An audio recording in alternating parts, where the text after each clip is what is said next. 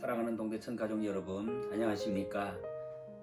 오늘은 제가 이렇게 늘 많은 시간 보내고 있는 목양실에서 말씀 묵상을 함께 하도록 하겠습니다.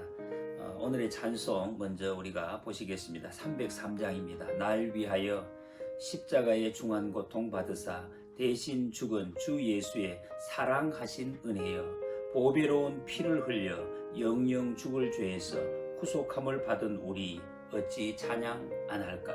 예수 안에 있는 우리 한량없이 즐겁고 주 성령의 위로함이 마음속에 차도다. 천국 음악 소리 같은 은혜로운 그 말씀 끊임없이 듣는 우리 어찌 찬양 안 할까? 이 세상의 모진 풍파 쉬지 않고 불어도 주님 안에 보호받는 우리 마음 편하다. 늘 깨어서 기도하고 저 천국을 바라며 주님만을 기다리니 어찌 찬양 안 할까? 아멘. 오늘의 말씀은 로마서 7장 말씀입니다. 로마서 7장 말씀 중에 제가 이 시간에는 24절, 25절, 2절 말씀만 죄송합니다. 23절부터 보시겠습니다. 내 지체 속에서 한 다른 법이 내 마음의 법과 싸워 내 지체 속에 있는 죄의 법으로 나를 사로잡는 것을 보는도다. 오호라, 나는 곤고한 사람이로다. 이 사망의 몸에서 누가 나를 건져내랴? 우리 주 예수 그리스도로 말미암아 하나님께 감사하리로다. 그런즉 내 자신이 마음으로는 하나님의 법을, 육신으로는 죄의 법을 섬기노라. 아멘. 여러분, 우리가 복받은 사람이다 이렇게 말할 때 여러분은 어떤 사람의 모습을 이 복받았다 그렇게 보십니까? 우리나라 사람들은 예로부터 오복을 이야기합니다. 수부, 강령, 또 유호덕, 고정명 이런 것을 이야기하는데 성경에서 말씀하시는 가장 큰 복이 무엇이겠습니까? 여러분, 성경에서 말씀하시는 가장 큰 복, 그것은 로마서 말씀이 기준하면은 내가 죄인이라는 것을 깨닫는 것입니다. 내가 죄인이라는 것을 깨닫는 것, 그런 복을 받은 사람, 그 고백이 바로 오늘 본문의 사도 바울의 고백입니다. 방금 읽었던 이 말씀, 오호라, 나는 곤고한 사람이로다. 이 사망의 몸에서 누가 나를 건져내랴? 우리 주 예수 그리스도로 말미암아 하나님께 감사하리로다. 그런즉 내 자신이 마음으로는 하나님의 법을, 육신으로는 죄의 법을 섬기노라 했습니다. 내가 곤고한 사람이로다 이렇게 고백할 수 있었던 그 이유, 어떻게 하면 이런 고백을 하겠습니까? 그것은 사도 바울의 마음속에 하나님이 계셨기 때문입니다. 하나님의 사랑이 들어가니까 이런 고백을 하게 되는 것입니다. 바울이 하나님의 법대로 살려고 굳게 결심을 합니다. 결심을 했지만은 그 마음속에 배어있는 잘못된 율법주의가 아직 계속 남아있는 것입니다. 어떤 목사님이 주시는 그 예화, 이런 내용이 있었습니다. 설날에 막 결혼한 그 아들 내외가 겨우 이제 말할 줄 아는 손자를 데리고 와서 절하는 법을 이제 배워가지고 뒤뚱뒤뚱 하면서 할머니, 할아버지께 이제 세배를 드립니다. 아버지 새해 복 많이 받으세요 하고 하니까 이제 저 부모님이 너무 이렇게 기특해서 세뱃돈을 이렇게 주었습니다. 외갓집에 가서도 그렇게 했습니다. 근데 이 아이가 이제 알게 되는 게 뭡니까? 세배하면 돈을 받는다 이것을 알게 되었어요. 다음 해가 되었는데 많이 좀 컸겠죠. 근데 설날 할아버지 댁에 와서 또 이제 이 절을 하려고 했는데 얘가 먼저 하는 게 절이 아니라 또 손을 내민다. 손을 내밀고 세뱃돈부터 받으려고 하더라 하는 것입니다.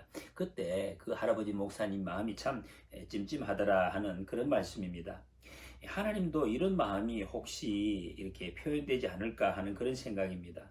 우리가 하나님께 봉사하고 기도하고 말씀대로 살아가면 하나님 복을 주십니다. 여러 모습으로 우리 눈에 보이는 그런 복도 주시는데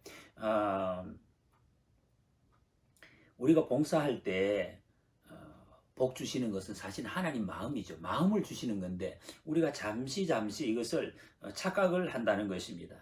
세배하느냐 안 하느냐 이게 아니라 우리가 바른 마음으로 더 잘 섬기고 더 기뻐하고 더 존경하고 해야 되는데 요것을 좀 오해를 하는 것입니다. 그렇게 해서 그 돈에 이렇게 더 관심을 가지는 이런 경우가 생겨난다는 것입니다. 이 모습을 오늘 여기 로마서 7장에서는 서두에 이런 예화를 바울이 들고 있습니다. 예수님을 믿고 사는 사람의 그 심정을 이렇게 1절, 2절 이하에 보면은 아주 그 나쁜 남편과 살다가 정말 막 죽을 고생을 하다가 남편이 죽고 아주 착한 남편을 만나서 다시 사는 그 아내의 마음과 같다. 그 아내 되시는 분들은 좀 이해되실 수 있겠지만 남편 되는 분들은 뭐 이해가 어떻게 잘 안 되실 겁니다. 나쁜 남편은 율법이고 좋은 남편은 예수 그리스도를 믿고 사는 것입니다. 이것이 얼마나 큰 축복인지 알고 몸으로 체험을 하니까 얼마나 너무 막 가만히 있어도 막 기쁨이 넘치는 이런 삶이라는 거죠. 그것에 이제 감격하고 이렇게 지금 고백을 하는 것입니다. 그런데 문제는 이렇게 초혼 남편과 사는데도 살면서 옛날 그 습관이 자기도 모르게 불쑥불쑥 튀어나온다는 것입니다.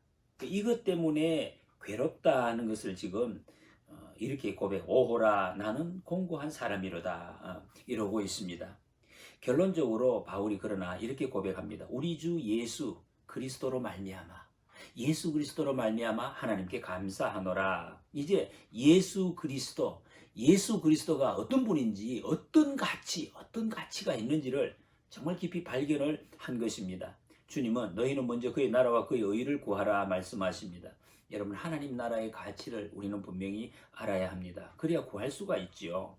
구원의 가치를 알면은 다시는 세뱃돈 달라고 손을 내민다든지 떼를 쓰고 아마 그런 일은 하지 않을 것입니다. 하나님의 나라를 먼저 구해야겠다. 하나님을 먼저 공경해야겠다. 이런 마음이 생길 것입니다.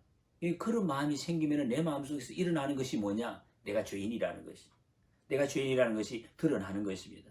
그러면 무슨 축복을 우리가 받습니까? 예수님이 나의 구주, 나를 죄에서 구원해 주실 구주, 내 마음속에 있는 죄를 다 빼기시켜 없애버리는 이것을 해주시는 속량해 주시는 구주시라는 이 사실이 믿어지는 복을 우리가 누리게 된다는 것입니다.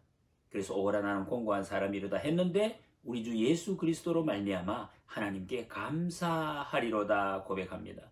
죄 가운데서 거룩한 가치, 구원의 가치를 우리가 더 기뻐하고 감사함으로 하나님께 영광 돌리는 건강한 하나님의 백성들이 다 되시면 좋겠습니다. 감사합니다.